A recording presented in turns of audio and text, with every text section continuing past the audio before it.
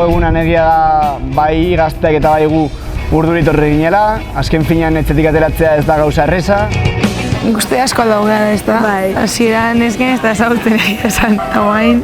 Eta hasieran zegoen urduritasun puntu bat, nolako izango da, egin ditu lagunak, baina orain ja hartzen den zuen ritmoaz. Hori da, nik uste ja nahiko barruan gaudela, eta nahiko oso guztua.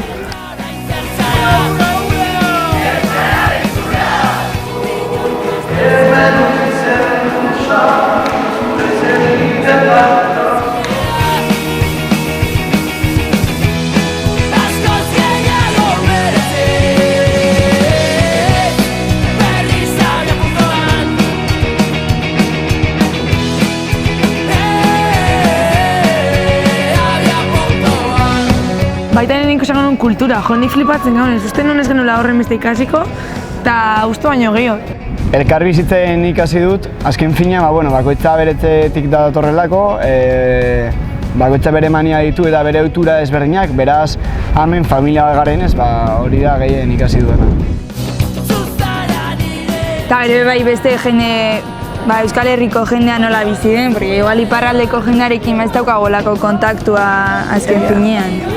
Pilo bat ikastu nik uste pata bestean gandik egunero ere bai, porque azkenean danak ere diferente bizigea, berez. Osea, azkenean gara oso antzeko, baina desberdinak aldi berean.